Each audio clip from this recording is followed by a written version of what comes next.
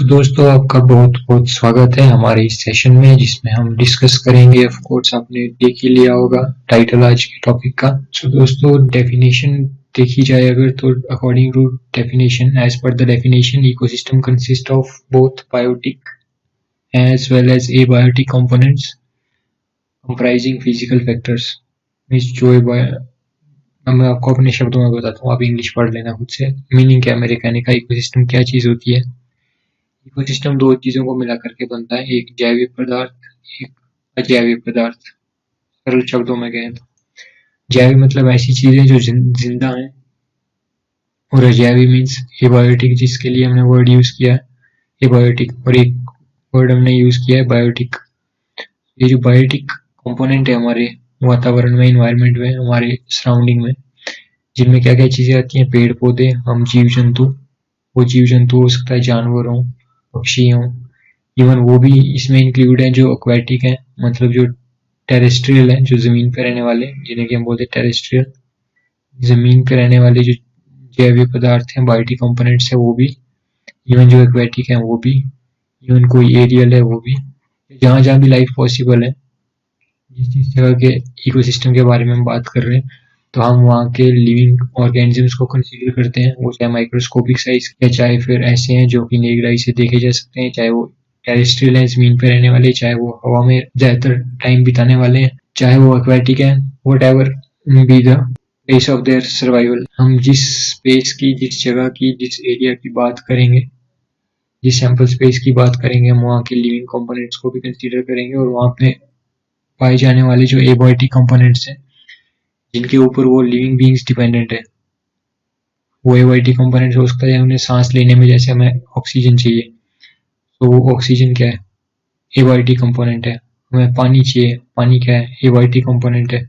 Soil चाहिए, wind चाहिए, rainfall, temperature चाहिए, मिनरल्स चाहिए, विटामिन चाहिए, वो सारे क्या चीजें, एबायोटिक कंपोनेंट। सो अब आइए इसी डेफिनेशन को हम इस डायग्राम के हिसाब से, इस फिगर के हिसाब से समझने की कोशिश करते हैं। यहाँ पे एक इकोसिस्टम शो किया गया है, आप देख सकते हैं एक तरफ एक नदी बह रही है, एक्वेटिक लिविंग बीइंग जिसमें ऑफ कोर्स रहते होंगे। आपको कुछ फिश दिखाई दे रही है, आपको जो नहीं भी दिखा दे रहा, आप वो मन की आंखों से समझ के हिसाब से सोच सकते हो क्या क्या पानी में पाया जा सकता है। मान लीजिए कोई बड़ी मछली होगी, वही छोटी मछलियों को खाएगी, तो वो कैसे जिंदा रह रही है, इनके ऊपर डिपेंड है। ये कुछ और छोटी, अपने से छोटी मछलियों को, या फिर कोई ऐसी चीजें, कोई डिकेड मटेरियल जो इनको मिलता है, जो इनके सोर्सेज ऑफ फूड है, ऑक्सीजन जो है पानी में घुली हुई, जो मिनरल विटामिन इनको किसी भी सोर्स से मिलते हैं, चाहे ये घास पे डिपेंड करती हैं, वट एवर जिस चीज की आप बात कर रहे हो। तो इस पूरे साइकिल के अंदर जो ये बाउंड्री लगा रखी है मैंने ओवल शेप की, ये स्पेस हमारा क्या हो गया, सैंपल स्पेस, जिसके इकोसिस्टम की हम बात करेंगे। तो ये हमारा सैंपल है, सैंपल स्पेस। इस सैंपल स्पेस में रहने वाली जितनी भी जिंदा चीजें या फिर एबायोटिक डेड चीजें हैं, वो सारी एक दूसरे की कहीं ना कहीं, किसी न किसी रूप में हेल्प करती हैं। जैसे मिट्टी है, ये भी बहुत critical role, crucial role play करती है अपना इसी इकोसिस्टम में। अगर ये सपोज मिट्टी नहीं होगी तो पेड़ नहीं होंगे, पेड़ नहीं होंगे तो ये जो हर्बीवोर्स हैं, घास खाने वाले जीव हैं, वो नहीं होंगे। जब वो नहीं होंगे तो उनको खाने वाले नहीं होंगे। इनफैक्ट सन है, सूरज की किरणें, ये नहीं होगी तो ये पेड़ अपना खाना नहीं बना पाएंगे। बारिश नहीं होगी तो तब भी पेड़ सर्वाइव नहीं कर सकते, ये जो जीव जंतु हैं वो सर्वाइव नहीं कर सकते। मतलब एक चीज के डिसबैलेंस होने से भी सारा इकोसिस्टम डिस्टर्ब हो जाता है। तो इकोसिस्टम एक्चुअल में क्या हुआ, ये डिपेंडेंसी है बायोटिक कंपोनेंट्स की, कैसे वो इंटरेक्ट करते हैं एक दूसरे के साथ, ताकि अपना हैबिटेट, अपना सर्वाइवल इंश्योर कर पाए। ओके, सो होप आपको बात समझ आई होगी। सो लेट्स मूव एड। ये एक और पिक्चर है जिसमें दिखाया गया है कि इकोसिस्टम क्या क्या, यहाँ पे कुछ माइक्रोस्कोपिक चीजें, प्रोटोजोआ, फंगस, बैक्टीरिया, वो सब भी कंसीडर कर लिए गए जो देखने में नहीं आते। एल्गी भी है, उसका भी इसी इकोसिस्टम में अपना रोल है। जैसे सपोज करो कोई है, मान लो कोई बड़ा जीव ही मर गया, अगर जैसे ये शायद कैंगरू शो किया गया होगा, मान लो अगर किसी भी चीज की डेथ होती है, वेदर ये एक्वेटिक है या फिर ये बाहर रहती है कोई चीज, तो अगर ये डिकम्पोजर्स नहीं होंगे, माइक्रोस्कोपिक डिकम्पोजर्स नहीं होंगे, सो उस चीज को खत्म कौन करेगा, बिना डिकम्पोजर्स के वो वहीं पड़ी रहेगी। सो वो भी काफी सारी डिजीज को, बीमारियों को जन्म दे सकती है, जिसके कारण जो बाकी जीव हैं वहाँ उस एरिया के, उनकी हेल्थ इफेक्ट हो सकती है। तो ऐसी चीज जो डिकम्पोजर्स हैं, बैक्टीरिया, वायरस जो है आंखों से ना दिखने वाले, वो भी कितने क्रूशियल हैं, आपको इस डायग्राम से समझ आ सकता होगा। ये बात समझाने के लिए यहाँ पे कुछ माइक्रोस्कोपिक ऑर्गेनिजम्स भी शो किए गए कि ये भी इकोसिस्टम का पार्ट है, भले हमें नहीं देखने में आते आंखों से वो, बट बहुत क्रिटिकल रोल रहता है उनका भी। आप सोच के देखो, अगर डिकम्पोजर्स ही नहीं होंगे अपनी सोसाइटी में, अगर हम सोच के देखें कि हमारी सोसाइटी में सपोज करो कोई पशु या कोई स्ट्रे एनिमल ही शरीर छोड़ देता है एक्सीडेंटल, या किसी भी तरह से उसकी डेथ होती है, और वो सड़क पे अगर 10 दिन भी पड़ा रहे और हमारी सपोज स्कूल बस उस जगह से पास करती है, सो कितना हॉरिफिक और वो ट्रबलसम सिनेरियो रहता है हमारे लिए। ओके, सो अगर वो तो हम कुछ पल के लिए हमारी गाड़ी वहां से निकलती है और हमें नाक बंद करके कितना सफोकेशन फील होता है। सपोज आपको वहीं रहना पड़े अगर, और एक ना मान के आप सपोज 500 एनिमल्स की डेथ हो जाए या ऐसी डेड बॉडीज में पड़ी है, सो ऑफ कोर्स हमारी हेल्थ जो है डेटेरिएट करेगी। इसका मीनिंग क्या हुआ कि अगर वो डिकम्पोजर्स हैं, so with the passage of time वो उसको डिकम्पोज करते हैं, बॉडी को खत्म करते हैं, और इसलिए हमारा जो इकोसिस्टम है, जो हमारे सर्वाइवल का जो बैलेंस है वो बना रहता है। सिर्फ हमारा ही नहीं, हर एक ऑर्गेनिज्म जो भी है इस इकोसिस्टम का पार्ट, उन सब के लिए एक दूसरे का होना जरूरी है। Okay, let's move ahead to the next very topic. So हम शुरू करते हैं कि इकोसिस्टम में कहाँ से अपन चीजें समझनी शुरू करें। सो ब्रॉडली हम चीजों को पढ़ेंगे कैसे, प्रोड्यूसर से शुरू करेंगे। प्रोड्यूसर, ठीक है। सबसे पहले खाना कौन देता है किसी भी इकोसिस्टम में? सो ये मैंने एक वर्ड लिखा, प्रोड्यूसर। ये प्रोड्यूसर क्या होते हैं, as the name itself clarify, जैसे कि नाम पढ़ने से आपको पता चल रहा है, ऐसे ऑर्गेनिजम्स, ऑफ कोर्स प्लांट्स हैं तो ये बायोटिक ही होंगे। इनफैक्ट जरूरी नहीं प्लांट ही हों, बड़े एल्गी भी, कुछ ग्रीन एल्गी होती हैं, वो भी इसी में काउंट होती हैं प्रोड्यूसर्स में, ग्रीन एल्गी। तो क्या डेफिनेशन है प्रोड्यूसर्स की? किसी भी इकोसिस्टम में प्रोड्यूसर हम उस चीज को बोलेंगे। जैसे हमने ये डायग्राम देखा, इससे पहले वाला डायग्राम देखा, तो कहीं से तो अपने को समझ आना चाहिए कि सबसे बेसिक चीज क्या है जहाँ से एनर्जी का सोर्स शुरू हो रहा है।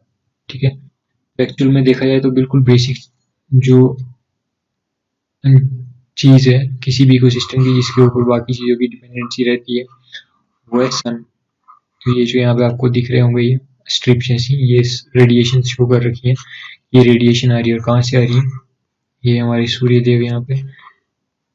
तो इनसे सन की जो रेडिएशन है वो प्लांट्स पे पड़ती हैं, और जो प्लांट है वो अपने क्लोरोप्लास्ट और क्लोरोफिल को यूज करके अपनी नाक जो है प्लांट की, उससे सांस लेते हैं। अब आप सोचो कहाँ इनकी नाक है। सो इन्होंने, प्लांट्स ने अपनी नाक से सांस ली, क्या इनहेल किया, अपने अंदर क्या लिया? CO2। कहाँ से? एनवायरमेंट से। ये एनवायरमेंट है, ये समझो एयर है। ओके, एयर में CO2 थी, CO2 गैस। ये CO2 एयर में कहाँ से आई? अब ये हमने छोड़ी, ठीक है, एनिमल्स ने, और हम भी उन्हीं में काउंट होते हैं। इनफैक्ट एरियल CO2 वैसी भी रहती है। सो वो CO2 एब्जॉर्ब करी प्लांट्स ने, जमीन से, सॉइल से इन्होंने H2O को एब्जॉर्ब किया अपने जाइलम टिश्यूज को यूज करके। और CO2 को, जैसे वन प्लांट्स की नाक क्या होती है, आपने स्कूल टाइम भी पढ़ा होगा, गार्ड सेल्स रहते हैं, ऐसे बीन शेप स्ट्रक्चर रहता है, वो स्टोमेटा ओपन क्लोज वो जो होता है उसके थ्रू ये सब जो है चीजों का इनहेल एक्सहेल होता है। तो आप ये समझो लेमन लैंग्वेज की, ये जो प्लांट है इन्होंने CO2 इनहेल करी और H2O को एब्जॉर्ब करा सॉइल से, और CO2 और H2O मिलाकर के फिर इन्होंने फोटोसिंथेसिस प्रोसेस को अंजाम दिया। उसके लिए सनलाइट की जरूरत थी। तो हम बोलेंगे अल्टीमेट सोर्स ऑफ एनर्जी क्या है किसी भी इकोसिस्टम में? सन। ये क्वेश्चन डायरेक्ट भी आ सकता है MCQs में कि which is ultimate source of energy in any ecosystem. तो सपोज ऑप्शन दे दिए जाए कि आपको प्लांट्स, सन, जैसे कंज्यूमर, ये कुछ और मान लो पैरासाइट्स। तो आपको क्लियर रहना चाहिए कि sun is ultimate source of energy. किसी को कंफ्यूजन हो सकता है कि प्लांट्स, बट प्लांट्स नहीं, प्लांट खुद किसके ऊपर डिपेंड करते हैं? सन के ऊपर। अगर सनलाइट ही नहीं होगी तो प्लांट भी कैसे खाना बना पाएंगे? सो producers themselves depend upon sun. So sun is the ultimate source of energy in any ecosystem. सन से एनर्जी पास हुई प्लांट्स के ऊपर, ग्रीन प्लांट्स ने खाना बनाया स्टार्च फॉर्म में, उसको जो बाकी वाले जीव जंतु हैं जिन्हें हम बोलते हैं कंज्यूमर्स, ओके, सो कंज्यूमर्स ने ये प्लांट्स के बनाए हुए खाने को यूज किया, मतलब पत्ते, जैसे मान लो हर्बीवोर्स है, कंज्यूमर भी अब कितने तरह के, एक प्राइमरी कंज्यूमर्स हैं, प्राइमरी कंज्यूमर, और दूसरे सेकेंडरी कंज्यूमर। प्राइमरी कंज्यूमर कौन हो गए, जो डायरेक्टली प्लांट्स के ऊपर डिपेंड करते हैं, मतलब जैसे गाय होगी, हर्बीवोर्स हो गए मान लो, हर्बीवोर्स, ओके। सेकेंडरी कंज्यूमर क्या हो गए, जो इनडायरेक्टली डिपेंड करते हैं, इनडायरेक्टली डिपेंड करते हैं। मैं शॉर्ट यूज कर रहा हूँ, आप मेरे शब्दों को पकड़ो बस। पहले हमने पढ़ा प्रोड्यूसर, इकोसिस्टम में कौन होते हैं, प्रोड्यूसर कौन, जो अपना खाना खुद प्रोड्यूस करें, ठीक है। वो कैसे प्रोड्यूस करते हैं, सनलाइट की प्रेजेंस में। सो मेनली प्रोड्यूसर्स कौन होते हैं, ग्रीन प्लांट्स होते हैं, ठीक, या फिर इनमें ग्रीन एल्गी होती है, बट मोस्टली ग्रीन प्लांट्स होते हैं। तो दूसरे जो होते हैं कंज्यूमर, जो अपना खाना खुद रिप्रोडक्शन नहीं कर सकते। अगर खुद प्रोडक्शन नहीं कर सकते तो किसके ऊपर डिपेंड करेंगे, किसी और के ऊपर। अगर वो कोई और जो है वो डायरेक्टली प्लांट खुद ही है, मतलब प्रोड्यूसर के ऊपर डायरेक्ट डिपेंडेंस है, प्रोड्यूसर को साबुत ही खा जा रहे हैं, बोलते हैं कच्चा चबा के खा जा रहे हैं अगर, तो ये ऐसे हर्बीवोर्स हो गए, तो उनको बोले प्राइमरी प्रोड्यूसर। और अगर इनडायरेक्टली डिपेंड करते हैं प्रोड्यूसर्स के ऊपर या किसी और के ऊपर, जरूरी नहीं प्रोड्यूसर के ऊपर डिपेंडेंस हो डायरेक्ट, जैसे कि ये प्राइमरी की डायरेक्ट डिपेंडेंस है। कंज्यूमर का बस पहले शर्त क्या है कि कंज्यूमर कौन होने चाहिए, जो अपना खाना कहीं और से कंज्यूम करते हैं, वो कहीं है, और अगर प्लांट है, प्रोड्यूसर है, तो प्राइमरी कंज्यूमर, और अगर इनडायरेक्टली प्लांट के ऊपर डिपेंड कर रहे हैं, डायरेक्टली नहीं डिपेंड कर रहे, तो फिर बोलेंगे सेकेंडरी कंज्यूमर। अब बोलोगे इनडायरेक्टली क्या होता है, ये भी समझाइए जरा। तो देखिए इसे भी समझते हैं। इनडायरेक्ट डिपेंडेंस का मतलब क्या है कि ये डायरेक्ट प्लांट्स को नहीं चबाते कच्चा, ये क्या करते हैं, क्या होता है देखो यहाँ पे, जैसे मैं आपको एग्जाम्पल देता हूँ। सपोज करो अगर मैं कहता हूँ वॉल्फ से, वॉल्फ ओके जड़ है, या कोई और कार्निवोर्स ले लो आप, कोई भी, जो मान लो एक शीप को खाता हो, शीप ने किस पे फीड किया, प्लांट्स पे, घास पत्ते वो सब खाए, और गीदड़ के घात लगाए बैठा था और उसने हमारी भेड़ खा ली, ओके, ठीक। सो अगर कोई पूछे कि क्या गीदड़ ने अपना खाना खुद बनाया, ना, तो कोई बोले नहीं, कितनी मेहनत करी, देखो जी गीदड़ ने चेज किया भेड़ बकरी को। सो नहीं, वो उसने चोरी करी एक तरह से, साइंस की भाषा में, खुद अपना खाना नहीं बनाया। ऐसा नहीं कि गीदड़ धूप में बैठा और ऊपर से सनलाइट पड़ी और गीदड़ ने क्लो मतलब कुछ बना लिया अपने से जादू करके, ऐसा नहीं। गीदड़ ने किसी और के ऊपर अटैक करा और उसको अपना भोजन बनाया, समझे। तो डायरेक्टली अगर देखा जाए तो गीदड़ अपना खाना खुद से प्रोड्यूस नहीं कर पा रहा, इसलिए ये क्या हो गया, कंज्यूमर है। बट क्योंकि ये डायरेक्टली घास भी नहीं खा रहा, ठीक है, हम ये भी नहीं बोल सकते कि डायरेक्ट प्रोड्यूसर पे डिपेंड कर रहा, डायरेक्ट डिपेंडेंस नहीं, इसलिए हम इसको प्राइमरी कंज्यूमर भी नहीं बोल सकते। तो ये कौन सा कंज्यूमर हो गया, सेकेंडरी कंज्यूमर, ओके। वो आपको बात समझ आई होगी। सो प्रोड्यूसर आपको समझ आ गए, कंज्यूमर्स आपको समझ आ गए, प्राइमरी हो गए, सेकेंडरी हो गए, एक और भी कंज्यूमर होते हैं जो मैं थोड़ी में नेक्स्ट, चलो एक यहीं पे कर लेता हूँ, टर्शरी कंज्यूमर भी होते हैं, उसके ऊपर मैं दोबारा बात करूंगा अभी आगे नेक्स्ट टॉपिक में, इन चीजों को दोबारा से मैं रिपीट करूंगा। तो मैं इसको फिलहाल यहीं स्टॉप करता हूँ, लेट्स मूव अहेड। और अगर आपको यहाँ पे किसी को लग रहा हो कि हमने फोटोसिंथेसिस की रिएक्शन नहीं लिखी, तो मैं वो भी आपके लिए लिख देता हूँ, ऐसा कोई बड़ी टास्क नहीं है। हमने पहले भी साइंस के कई लेक्चर्स में इसको डिस्कस किया है। CO2 plus H2O, okay, sunlight की प्रेजेंस हो, उसका डायरेक्ट कोई इक्वेशन आपको दे दी जाए और बोला जाए कि ये इक्वेशन बताओ फोटोसिंथेसिस की है या नहीं, या फिर ऐसे पूछ सकते हैं कि क्या किया जो रिएक्टेंट है वो फोटोसिंथेसिस की रिएक्शन में इन्वॉल्व होते हैं, तो CO2 और H2O दो रिएक्टेंट है, इसकी प्रेजेंस होती है सनलाइट और क्लोरोफिल, क्लोरोफिल भी जरूरी है, ओके। क्या बनता है ग्लूकोज, ग्लूकोज बोले तो C6H12O6 प्लस और क्या बनता है एनर्जी ATP प्लस और क्या बनता है ऑक्सीजन गैस, ये जो ऑक्सीजन गैस प्लांट पे रिलीज करते हैं तो ये हम लोग कंज्यूम करते हैं। अब ये इक्वेशन बैलेंस करने के लिए मैं यहाँ 6 लगा देता हूँ और यहाँ भी 6 लगा देता हूँ, ओके, और यहाँ भी मैं लगाता हूँ 6। सो आपको समझ आया होगा। सो यही छोटी छोटी बातें हैं इसमें जहाँ से वो MCQ डालने के चांसेस है। सो दोस्तों फूड चेन क्या होता है मैं आपको बताऊंगा बिल्कुल वो डेफिनेशन जो हम बचपन में पढ़ते थे 5th-6th क्लास में, जब हमें मैम ने पहली बार फूड चेन बताया था। तो क्या बताया था याद करो, बस इतना सिखाया जाता था, a diagram which shows who Yeats whom, ऐसी डायग्राम जो ये दिखाए कौन किसको खा रहा है, और एक्चुअल में यही अल्टीमेट और सबसे बेस्ट डेफिनेशन है फूड चेन की। देखो फूड चेन लीनियर नेचर की होती है, बिल्कुल स्ट्रेट लाइन, ठीक है, कोई भी क्रिस क्रॉस पॉइंट नहीं रहते, कोई भी ऐसा नहीं कि एक डायरेक्शन से दो दो दिशाएं निकल जाएंगी। फूड चेन में केवल एक ही दिशा में एनर्जी फ्लो होती है। जैसे प्लांट्स के पास जो एनर्जी थी वो डियर ने ली, प्लांट को खाया तो डियर ने ली, डियर को खाया तो टाइगर ने वो डियर से एनर्जी ली। ओके, तो एनर्जी फ्लो दिखाने वाली सीरीज डायग्राम सीक्वेंस जिसमें biotic levels of course involve होते हैं। बायोटिक लेवल समझ गए आप, जैसे प्लांट्स इन्वॉल्व होंगे, जीव जंतु मतलब जैविक पदार्थ होंगे वो, ठीक है। ये डेफिनेशन है सिंपल सी। अब इसमें कैसे कैसे एमसीक्यू पूछने की संभावना है कि ये आपको फूड चेन कोई दे दी जाएगी और पूछा जाएगा कि ये किस नेचर की है, आइदर टेरेस्ट्रियल और एक्वेटिक या एरियल या ना इस तरह की। तो ये तीनों ही चीजें, तीनों ही ट्रॉपिकल लेवल। ट्रॉपिकल लेवल क्या होता है, वो स्टेज, वो लेवल जहाँ पे एनर्जी आपको दिख रही है, जहाँ पे एनर्जी अवेलेबल है। सो ये वर्ड भी आपको याद रखना है, ये ट्रॉपिकल लेवल 1, फिर ये ट्रॉपिकल लेवल 2, ट्रॉपिकल लेवल 3। मतलब समझो जहाँ पे खाना अवेलेबल है उसी को ट्रॉपिकल लेवल बोलेंगे। पहला ट्रॉपिकल लेवल, दूसरा ट्रॉपिकल लेवल, तीसरा ट्रॉपिकल लेवल, राइट। सो आपको ये पूछा अगर कौन सी फूड चेन है, तो ये टेरेस्ट्रियल नेचर की है, क्योंकि ये तीनों चीजें, तीनों ट्रॉपिकल लेवल जो है जमीन के ऊपर पाए जाते हैं, ऑन लैंड।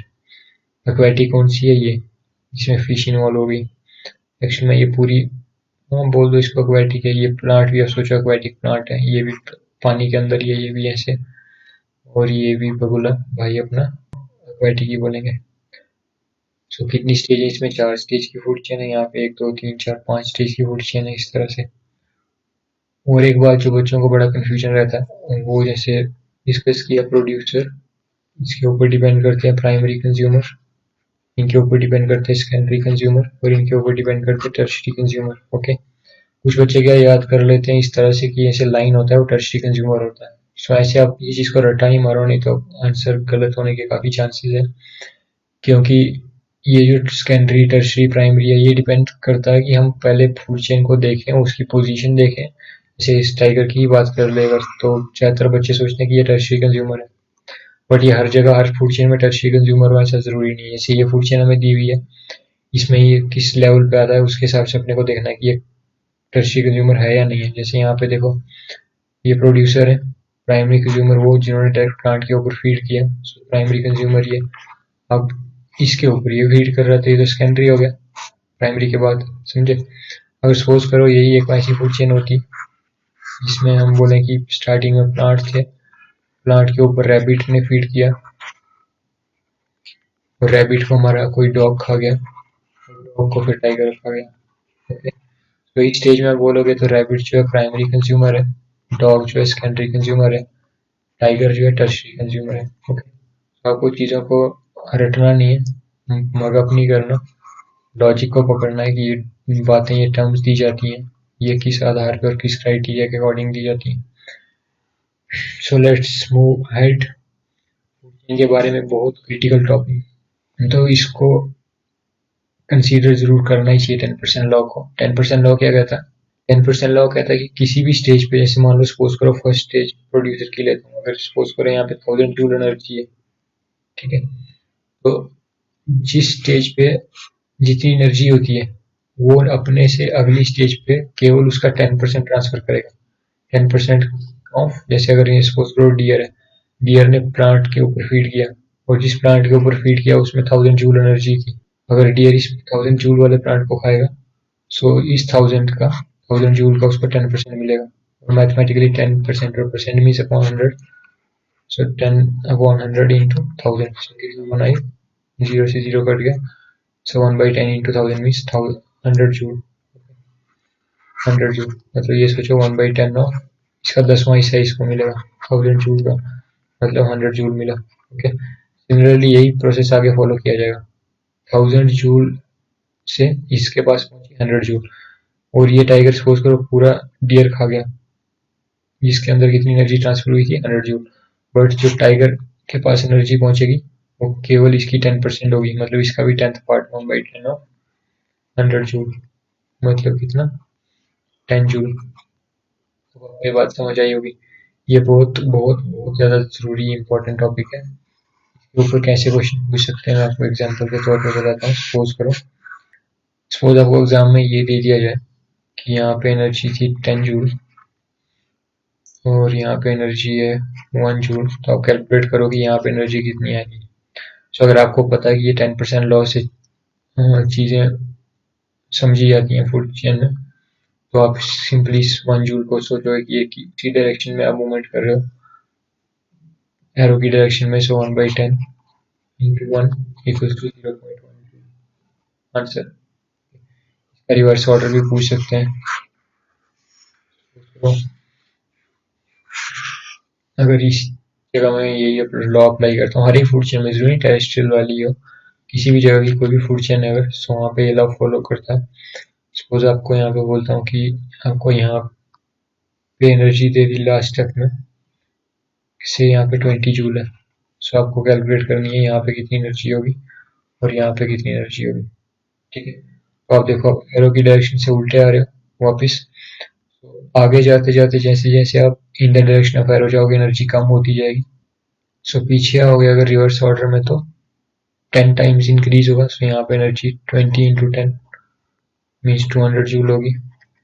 अगेन और पीछे आओगे तो 200 इंटू 10 2000 जूल होगी। फाइन, और पीछे आओगे तो 2000 इंटू 10 मीन्स 20,000 जूल एनर्जी होगी। ओके, ये 10% लॉ यही कहता है 10% law states that only 10% of energy can be taken, यहाँ पे कुछ of energy can be taken as average value of the amount of organic matter that is present at each step and reaches the next level of consumer. अब बच्चों को कहीं को doubt होता है कि ऐसा कैसे हो गया, बाकी एनर्जी कहाँ गई, तो बाकी एनर्जी एक्चुअल में इनके अपने मेटाबॉलिक प्रोसेस में यूटिलाइज हो जाती है।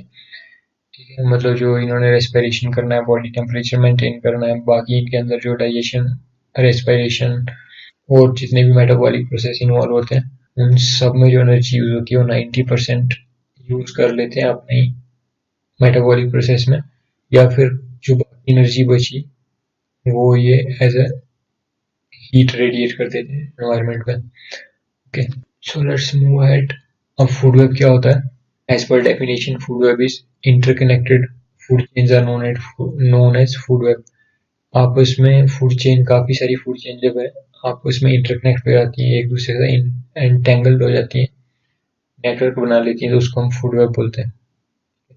फूड वेब क्या जरूरी है, हमारे फेवर में रहता है किसी इकोसिस्टम के या फिर अगेंस्ट रहता है? तो कोर्स ये फेवर करता है, स्टेबिलिटी इंक्रीज करता है स्टेबिलिटी को। ठीक है, कैसे स्टेबिलिटी को इंक्रीज करता है? सपोज करो जैसे अगर मैं बोलूँ ये टाइगर है, ठीक है, अगर केवल एक चेन के ऊपर फीड डिपेंड रही है, तो सपोज करो कल को इस चेन में कुछ भी गड़बड़ होती है, कोई एक जीव जो है वो मिस हो जाता है, तो इसके सर्वाइवल के ऊपर एक क्वेश्चन मार्क आ जाएगा, इसका सर्वाइवल जो है वो खतरे में पड़ जाएगा।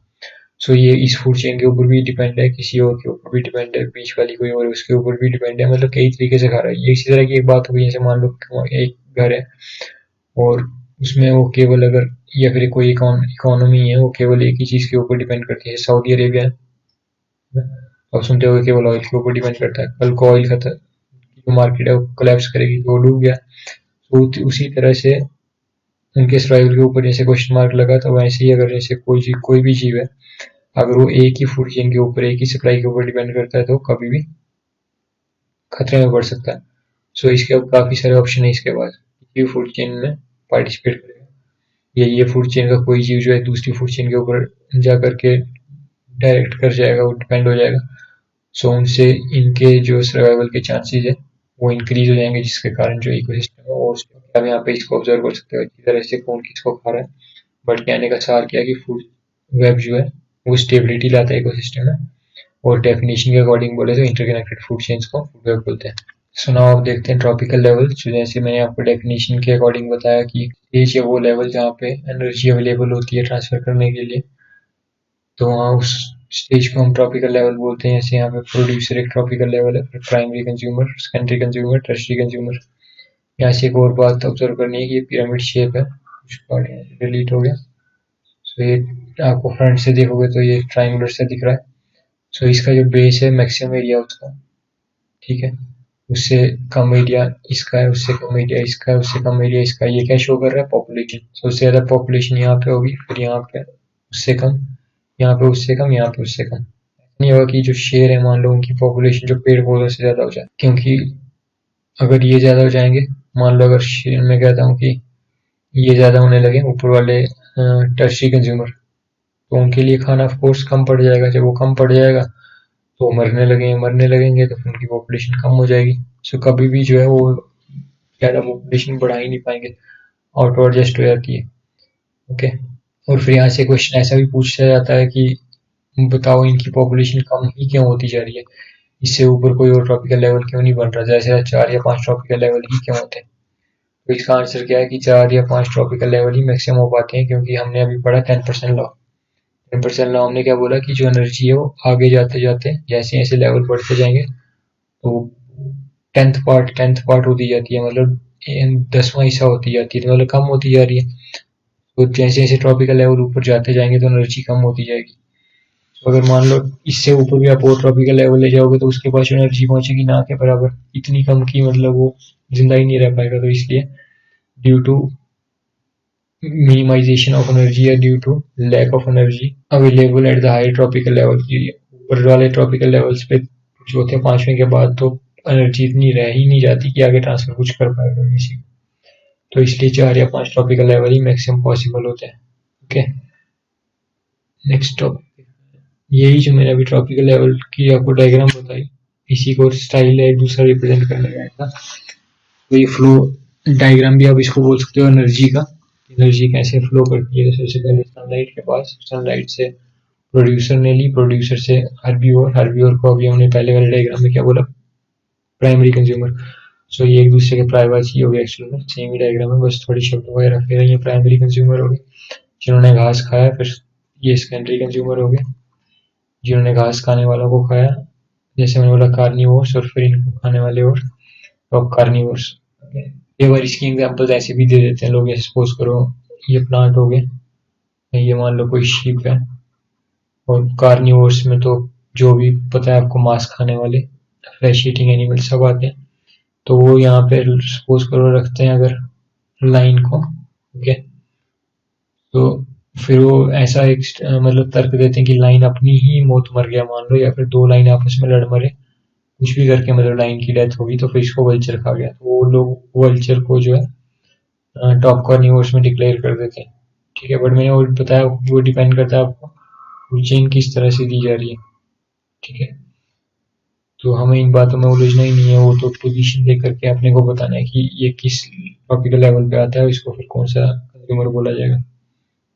थोड़ी और डिस्कशन कर लेते हैं कि डिकम्पोजर का क्या रोल रहता है, और डिकम्पोजर अगर खत्म हो जाए तो क्या होगा। सो डिकम्पोजर अगर खत्म हो जाएंगे, सो मैंने आपको बताया कि जो डेड डिकेड मटेरियल होगा उसको डिकम्पोज करने के लिए कोई रह नहीं जाएगा। सो पैंडेमिक्स फैलेंगी, महामारियां फैलेंगी। सो डिकम्पोजर्स का क्रिटिकल रोल है। बट ये क्योंकि थ्योरेटिकल क्वेश्चन बनता है तो एमसीक्यूज बनने के चांस मुश्किल है, बट तब भी आपको पता रहना चाहिए। फिर एक और एमसीक्यू किसी तरह से इस लॉजिक के ऊपर पूछ सकते हैं आपसे कि सपोज करो एक कोई ट्रॉपिकल लेवल आप एलिमिनेट कर दो बीच में से, सपोज करो मैं बोलता हूँ आप प्राइमरी कंज्यूमर को अगर एलिमिनेट कर देते हो तो किसी और ट्रॉपिकल लेवल के ऊपर कोई फर्क पड़ेगा? अगर पड़ेगा तो क्या प्रीसीडिंग के ऊपर कुछ फर्क पड़ेगा या केवल सक्सीडिंग के ऊपर ही फर्क पड़ेगा? समझ आया क्वेश्चन क्या है? प्रॉब्लम ये सिचुएशन ये दी जा रही है कि अगर प्राइमरी कंज्यूमर एलिमिनेट हो गया, मतलब इनकी संख्या पॉपुलेशन कितनी हो गई, 0, ठीक है, ये पॉपुलेशन जो बहुत कम होने लगी, तो इनके ऊपर क्या फर्क पड़ेगा, बाकी ट्रॉपिकल है इसके ऊपर या इसके ऊपर, पीछे क्या फर्क पड़ेगा और इससे आगे क्या फर्क पड़ेगा। तो देखो इनके अब एग्जाम्पल से बताता हूँ आपको। सपोज करो यहाँ पे थे डियर और यहाँ पे थे से वोल्फ मान लो, और यहाँ पे मान लेते हैं थे लाइन्स, ओके। अब कल को अगर डियर जो है उनकी संख्या कम होने लगे या फिर वो गायब भी हो जाए, 0 हो गए, कोई हमारे पास हिरन बचा ही नहीं, और बाकी कोई घास खाने वाला है ही नहीं, बस हमारे पास यही हर्बीवोर्स थे। हर्बीवोर सारे खत्म हो गए, घास खाने वाले खत्म हो गए। ठीक, अब इसके बाद कौन है? वोल्फ, गीदड़ बच गए, कुत्ते बच गए मान लो। वो कुत्ते तो घास खाने नहीं वाले अब, या जो भेड़िए हैं वो भी घास नहीं खाने वाले। सो इनके जाने से जो ये हैं, इनके लिए तो स्कैरसिटी होगी ना खाने के लिए, इनके लिए तो अकाल पड़ गया एक तरह से, आयतोबा मच गई इनमें, तो ये अपनी मौत मर जाएंगे।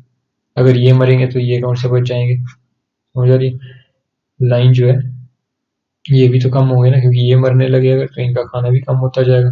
अच्छा ठीक है, चलो अब कोई बोलेगा कि नहीं आगे डिस्टर्बेंस हो रही है, पीछे तो कोई फर्क नहीं पड़ता। पीछे भी फर्क पड़ेगा, देखो कैसे फर्क पड़ेगा।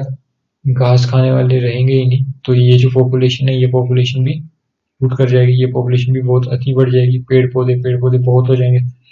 ठीक है, तो अभी हम बोल रहे हैं कि ये नहीं देख रहे पॉजिटिव फर्क पड़ रहा है नेगेटिव, मतलब फर्क पड़ता नहीं पड़ता, पड़ता है। कैसा पड़ता है? जो पीछे की वो प्रीसीडिंग पॉपुलेशन होती है वो सुपर शूट कर जाती है, बहुत तेजी से बढ़ जाती है, और जो सक्सीडिंग पॉपुलेशन होती है, फिर जो हायर ट्रॉपिकल लेवल की पॉपुलेशन होती है होने लगती है। सो होप आपको कॉन्सेप्ट क्लियर हो गए होंगे, food chain, food web, tropical level सबसे रिलेटेड। सो आज का लेक्चर यहीं एंड करते हैं। Thank you so much, have a great day. अगर आपने हमारा चैनल सब्सक्राइब नहीं किया है, सो प्लीज इस चैनल को मैक्सिमम टू मैक्सिमम प्लेटफॉर्म पे शेयर करें, और बेल आइकन भी हिट करें, so that you get timely notification of our videos. Thank you and have a great day. Bye bye.